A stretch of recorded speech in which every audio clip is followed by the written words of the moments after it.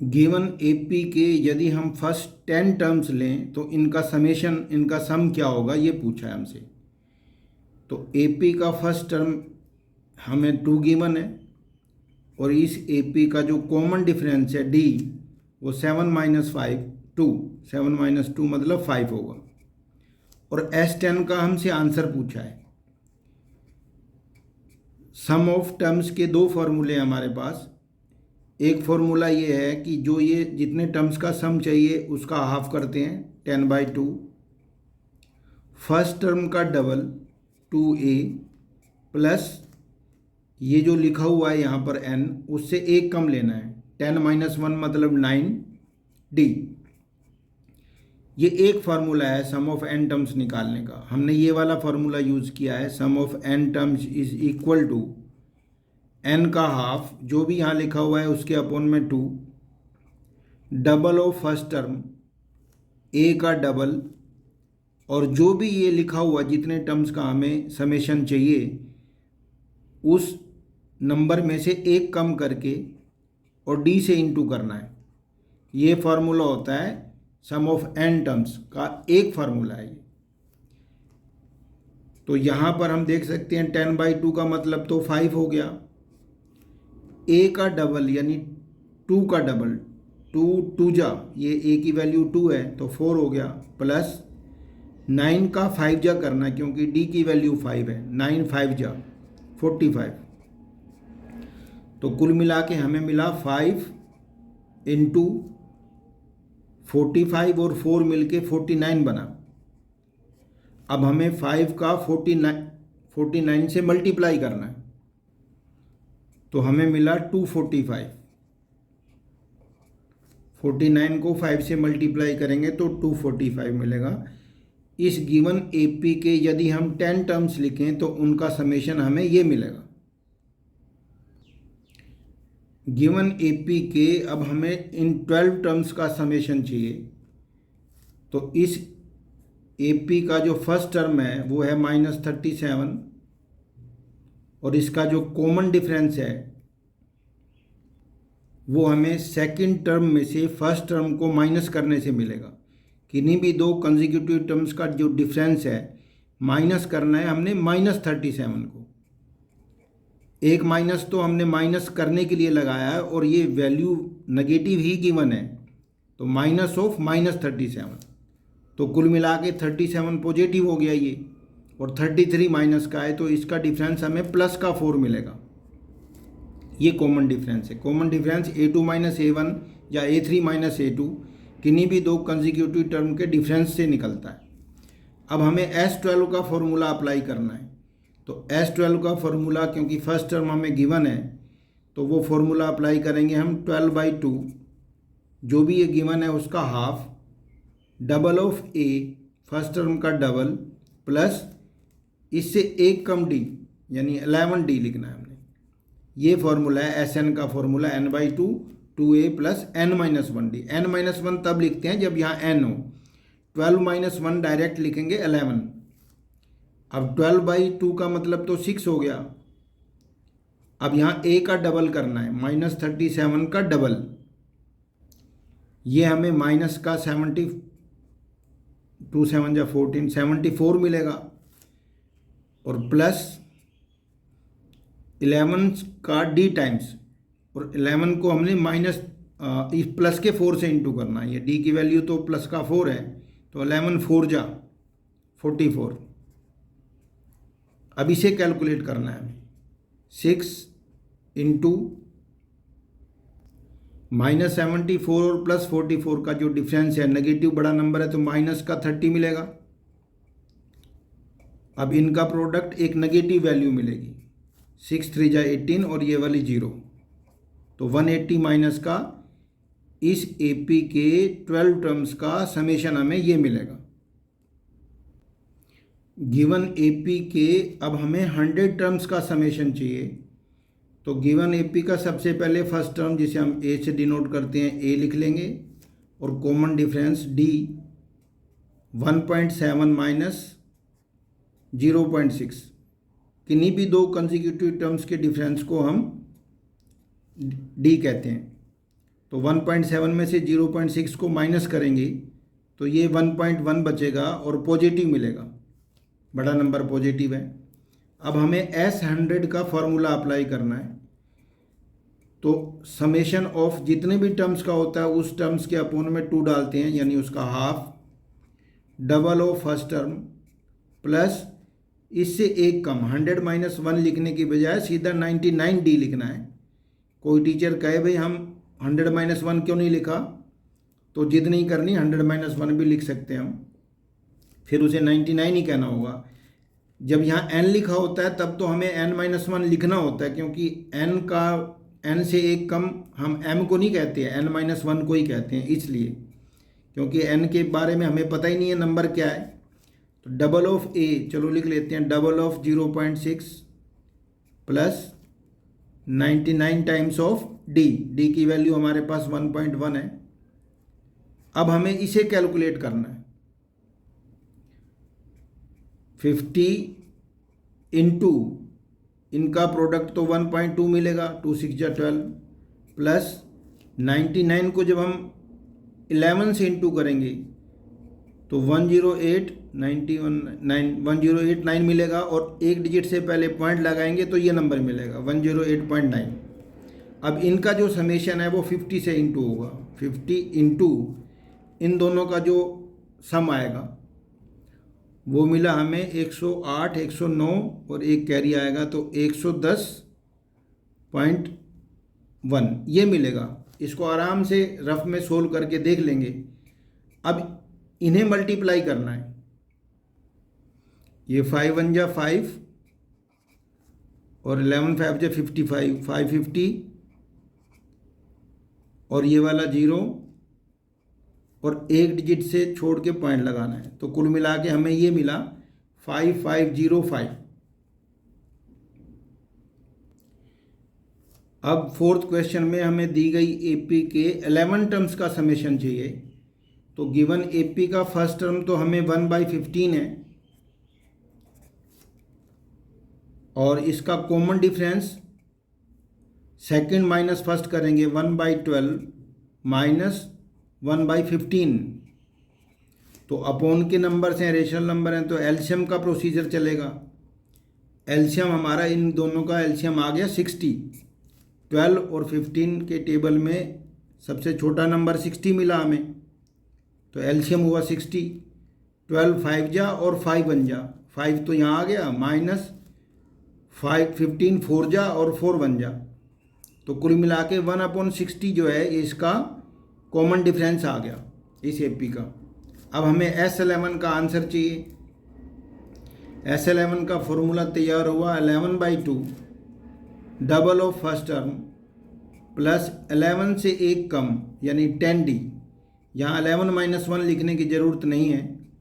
11/2 double of ए का मतलब 1/15 है, तो डबल ऑफ ए हो गया 2/15, प्लस यहाँ लिख के भी एक बार कर सकते हैं, 10 का डी टाइम करना है, 10 का मल्टीप्लाई करना है हमने 1/60 से, तो या तो 10/60 लिख दो या 1/6 भी लिख सकते हैं। 10 को जब 1/60 से इंटू करेंगे या तो 10/60 लिख दो या फिर इसे 1/6 भी कह सकते हैं। वैसे एलसीएम तो 60 ही आएगा, 6 आने पर तो एलसीएम 30 हो जाएगा, तो 0 से कैंसिल कर देते हैं। 15 और 6 का एलसीएम हमें मिला 30। 11/2 तो बाहर पड़ा रहने दो। अब इसके एलसीएम के प्रोसीजर से ये दोनों ऐड होंगे, रेशनल नंबर हैं, तो 15 और 6 के टेबल में सबसे पहला जो सबसे छोटा नंबर आएगा वो 30 आएगा, तो एलसीएम हुआ 30। 15 2 जा और 2 2 जा 4, प्लस 6 5 जा और 5 1 जा 5, तो कुल मिला के हमें मिला 9/30, और 9/30 भी कैंसिल हो जाता है आपस में। 11/2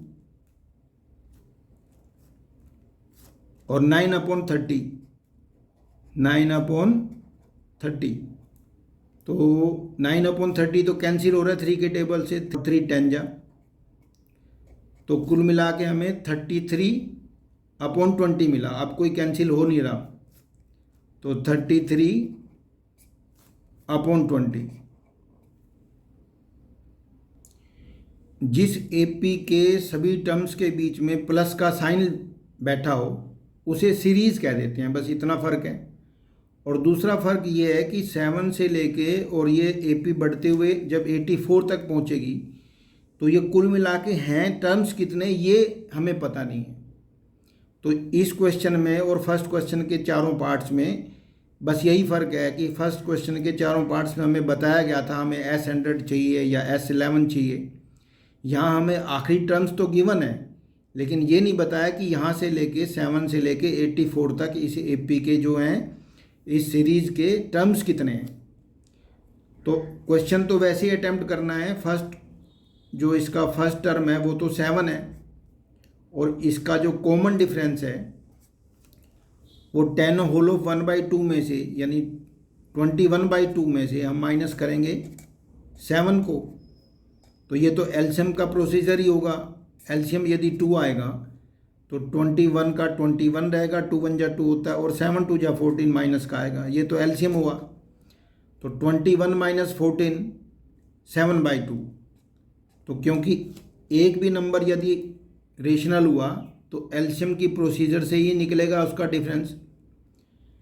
लेकिन इसमें हमें ए एन गिवन है, हमें गिवन है A N is equal to 84।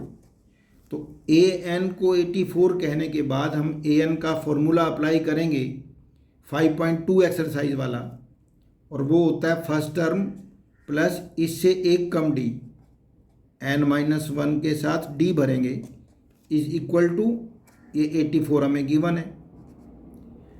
अब ए की वैल्यू हम पुट करेंगे 7, n हमें चाहिए, मतलब टर्म है कितने 84 तक वो हमें n बताएगा, पहले तो हमें n चाहिए, और d का वैल्यू है हमारे पास 7/2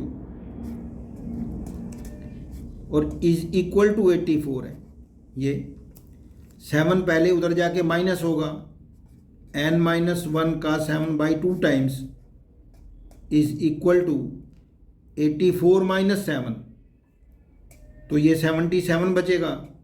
84 में से 7 को आराम से माइनस करेंगे। अब ये 7/2 जो है n-1 से मल्टीप्लाई है तो उधर जाके भी मल्टीप्लाई होगा, लेकिन इसका reciprocal n-1 is equal to 77 divide by 7/2 करने का मतलब होता है मल्टीप्लाई बाई 2/7। तो 7 11 जा 77, कुल मिला के 22 मिला हमें n-1 का आंसर। हमें तो n चाहिए, तो n का आंसर मिला 22 + 1 यानी 23। अब हमें पता चल गया कि इस सीरीज़ में 7 से लेके 84 तक जो टर्म्स हैं वो 84 जो है वो 23rd टर्म है। तो हमें ए एन का मतलब है 23, यहाँ पर ए एन 84 का मतलब हुआ A23 का आंसर हमें पता लग गया। जो आखिरी टर्म है वो 23rd टर्म है। ए एन इजकल टू 84 का मतलब हो गया ए की वैल्यू जब ए का सबस्क्रिप्ट जब 23 होगा, 23rd टर्म जो है वो 84 है। ये हमें गिवन है। हमें ये नहीं पता था कि इस सीरीज में टर्म कितने हैं। अब हमें पता लग गया कि 23rd टर्म जो है वो 84 है।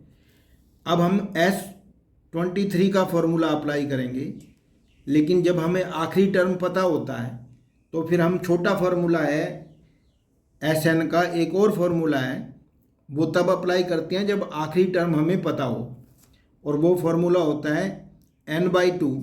यहाँ पर n की वैल्यू 23/2 हो गई। डबल ऑफ ए की बजाय A plus first term plus last term A23, last term यहाँ पर 23rd टर्म है तो ये लिख देंगे। तो कुल मिला के हमने SN का एक और फार्मूला सीख लिया। SN का फार्मूला होता है n/2। ये तो पिछले फार्मूले की तरह n का तो हाफ लिखना है।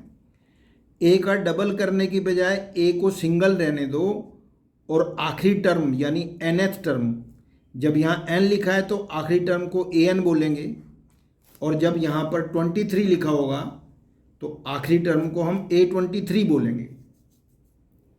23 टर्म्स का समेशन चाहिए तो आखिरी टर्म A23 हो गया। अब हमें A23 की वैल्यू पता है 23/2, और फर्स्ट टर्म भी हमें पता है। फर्स्ट टर्म की यहाँ पर वैल्यू है 7 इस क्वेश्चन में, प्लस और A23 का हमने अभी पता लगाया वो है 84। तो कुल मिला के ये छोटा फॉर्मूला 2A प्लस 22D लिखेंगे। अगर हम 2A प्लस 22D, तो इसका जो आंसर आएगा A plus 2A plus 22D का आंसर भी वही मिलेगा। 23/2 मल्टीप्लाई बाई इन दोनों का जो समेशन आएगा वो कितना आया 91। ये तो कोई भी कैंसिल नहीं हो रहा, डिवाइड करना ही पड़ेगा। अब हम आराम से रफ में 23 और 91 को मल्टीप्लाई कर लेंगे और वो मिलेगा हमें 2093 मिला इन दोनों का प्रोडक्ट, और डिवाइड बाई 2 है ही।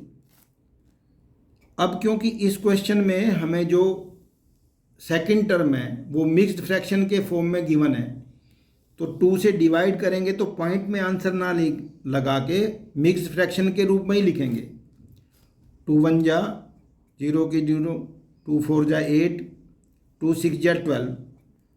अब एक रिमाइंडर बच गया तो 0.5 लिखने की बजाय रिमाइंडर अपॉन डिवाइजर लिखेंगे। ऐसा इसलिए लिखेंगे पॉइंट की फॉर्म में, अगर सेकंड टर्म पॉइंट की फॉर्म में गिवन होता तो हम इसको भी पॉइंट की फॉर्म में निकालते। अब क्वेश्चन में क्योंकि टर्म्स में हमें मिक्स्ड फ्रैक्शन के फॉर्म में गिवन है नंबर्स, इसलिए जो आंसर आएगा पॉइंट में ना निकाल के हम मिक्स्ड फ्रैक्शन के फॉर्म में ही लिखेंगे। अब इस सीरीज़ में 34 से लेके और 10 तक के जो नंबर्स हैं, ये AP के बीच में जब प्लस लगा हुआ है तो इसे हम सीरीज़ कह देंगे। क्वेश्चन तो AP का ही है, तो फर्स्ट टर्म तो हमारा 34 है, और जो इसका कॉमन डिफरेंस है 32 माइनस 34, सेकंड में से फर्स्ट को माइनस करना है, चाहे सेकंड छोटा हो या बड़ा हो। 32 माइनस 34, सेकंड माइनस फर्स्ट करना है, तो 32 माइनस 34 करेंगे तो माइनस का 2 मिलेगा हमें। अब हमें ये नहीं मालूम कि ये 10 तक पहुँचते पहुँचते ये टर्म्स हैं कितने, इसलिए जो आखिरी टर्म है इसे हम AN कहेंगे। AN हमारा आखिरी टर्म कहलाता है, और AN का मतलब हुआ हमारे A plus N minus 1D। ये तो 5.2 लग गई, इज इक्वल टू 10 गिवन है। A और D की वैल्यू हम डालेंगे, 34, N हमें चाहिए, N माइनस 1 लिखेंगे, और D की वैल्यू है -2, इज इक्वल टू 10 है। अब 34 उधर जाके माइनस होगा, N माइनस 1 का -2 जा इज इक्वल टू 10 माइनस 34, यानी माइनस का 24 बचेगा। अब -2 डिवाइड करेगा -24 को, तो N माइनस 1 का आंसर प्लस का 12 आ जाएगा। -24 डिवाइड बाई -2, तो दो नेगेटिव आपस में कैंसिल होके प्लस का 12 मिला, तो N का आंसर कुल मिला के हमें 13 मिल गया। तो इसका मतलब हुआ ये जो टर्म है AN, ये A13 है। ये इसका मतलब ये हुआ इट इम्प्लाइज दैट A13 की वैल्यू हमें 10 गिवन है। अब हम S13 का फॉर्मूला अप्लाई करेंगे, और वो भी वो वाला जिसमें लास्ट टर्म हमें गिवन है। S13 का फॉर्मूला जब लास्ट टर्म हमें गिवन हो तो हम अप्लाई करते हैं 13 डिवाइड बाई 2, जो भी यहाँ लिखा है उसका अपॉन में 2, first term plus last term लिखेंगे, A plus A13, last term हमारा 13 है, यहाँ 13 है तो A13 ही हमारा लास्ट टर्म होगा, और A13 हमारा 10 है। 13/2 इंटू A की वैल्यू हमने डालनी है 34 प्लस, और A13 की वैल्यू हमें डालनी है 10, तो कुल मिला के 13/2 मल्टीपल बाई 34 4 और 10 मिलके 44 हो गया, 22 आ गया। अब 13 2 जा 26 और 13 2 जा 26 और 2 28, यानी 286 कुल मिला के इस सीरीज के 13 टर्म्स का समेशन ये मिलेगा। 34 से लेके और 10 तक लिखे हुए इस एपी की सीरीज का जो समेशन है वो हुआ 286। अब हमें -5, -8, -11 अप टू -230 इन सभी टर्म्स का समेशन चाहिए। तो ये एपी का ही क्वेश्चन हुआ, सम ऑफ n टर्म्स वाला। अब हमें ये नहीं पता कि ये नंबर कौन से नंबर पे है ये टर्म्स। तो फर्स्ट टर्म तो इसका -5 है ही, और कॉमन डिफरेंस जो है सेकंड माइनस फर्स्ट करेंगे, -8 माइनस ऑफ -5। ये माइनस माइनस करने के लिए लिखा है और फर्स्ट टर्म के पास माइनस पहले से बैठा है, तो ये प्लस का 5 हो गया। -8 + 5 मिलके -3 मिलेगा। ये कॉमन डिफरेंस मिल गया हमें। अब आखिरी टर्म को हम an कहेंगे इसमें, क्योंकि आखिरी टर्म तो गिवन है लेकिन यहाँ से लेके यहाँ तक टर्म्स हैं कितने ये नहीं पता। तो इसका पता लगाने के लिए आखिरी टर्म को an कह दो तो n का पता चल जाएगा। a + n - 1d, ये हमारे 5.2 एक्सरसाइज का फॉर्मूला अप्लाई किया an की जगह, और ये वैल्यू गिवन है 230। अब a की वैल्यू पुट करनी है हमने -5 + n-1 का d टाइम्स करना है, और d है हमारे पास -3 इज इक्वल टू -230। तो यहाँ से हमें n-1 × 3 को पहले कैलकुलेट करना है। n-1 का -3 जा -230 + 5, तो माइनस का 225 बचा। अब n-1 का आंसर हमें मिला -225 डिवाइड बाई -3, तो पॉजिटिव आंसर मिलेगा। 3 7 जा 21 और 3 5 जा 15, प्लस का 75 आ गया। लेकिन हमें तो n-1 नहीं चाहिए, n चाहिए, तो 75 + 1 यानी 76। इसका मतलब ये हो गया कि जो आखिरी टर्म है वो 76th टर्म है हमारा। an-230 मतलब a76 जो है वो -230 है। अब हमें जब आखिरी टर्म गिवन होता है और हमें s76 का आंसर चाहिए, तो हम वो छोटे वाला अप्लाई करेंगे फॉर्मूला। हमें चाहिए s76 का आंसर, और वो 2a वाला फॉर्मूला अप्लाई ना करके a + an वाला फॉर्मूला अप्लाई करेंगे। 76/2 फर्स्ट टर्म यानी a, और 76th टर्म यानी a76। जब हमें आखिरी टर्म पता हो तो हम ये वाला फॉर्मूला अप्लाई करते हैं। 76/2 तो हो गया 2 3 जा 6 और 2 8 जा 16, 38 हो गया। a लिखना है यानी फर्स्ट टर्म हमारा -5 है, और a76 हमारा -230 है, तो -230 को ऐड करेंगे -5 में, तो कुल मिला के हमें 38 का मल्टीप्लाई मिला माइनस के 235 के साथ। दोनों नेगेटिव हैं तो आपस में ऐड हो जाएंगे, सेम साइन है तो ऐड होंगे। अब -235 को 38 से मल्टीप्लाई करेंगे तो नेगेटिव नंबर आएगा, और इनको आराम से रफ में मल्टीप्लाई करके देख लेंगे, और वो मिलेगा -8930। इसे रफ में मल्टीप्लाई कर लेंगे और ये आंसर आ गया।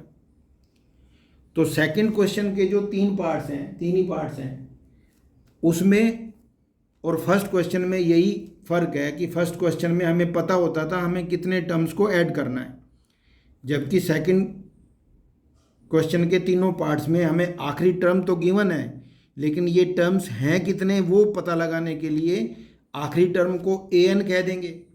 तो an कहेंगे तो हमें फिर n का पता चल जाएगा। एन का जब पता चल गया और आखिरी टर्म भी हमें गिवन है, तो हम फर्स्ट टर्म प्लस आखिरी टर्म वाला फॉर्मूला अप्लाई करेंगे, n/2 first term plus last term. और अगर आखिरी टर्म नहीं गिवन होता तो हम फॉर्मूला अप्लाई करते हैं 2a प्लस इससे एक कम d, यानी कि 75d। इसमें भी अगर ये अप्लाई करेंगे 2a प्लस 75d तो हमें कुल मिला के -235 ही मिलेगा। अब अगली वीडियो में हम थर्ड क्वेश्चन के ये 10 पार्ट्स करेंगे, और जब ये थर्ड क्वेश्चन के 10 पार्ट कर लेंगे तो सम ऑफ n टर्म्स के जितने भी क्वेश्चंस फिर स्टेटमेंट वाले हैं जो ये इस पेज पे हैं, फिर अगले वाले 4th क्वेश्चन से लेके और ये 19th 18th क्वेश्चन तक हैं, बस यही हैं शायद। ये सभी क्वेश्चन जो हैं थर्ड क्वेश्चन के जो हम 10 पार्ट्स सीखेंगे बस उन्हीं के ऊपर बेस्ड हैं ये। जिस तरह से 5.2 एक्सरसाइज का जो पहला टेबल था वो पूरी एक्सरसाइज में उसी से रिलेटेड क्वेश्चन थे, और इसमें क्या है कि 4 क्वेश्चन से लेके 18th क्वेश्चन तक ये सभी क्वेश्चन थर्ड क्वेश्चन के जो 10 पार्ट्स कल की वीडियो में हम सीखेंगे उन्हीं के ऊपर बेस्ड हैं ये सारे।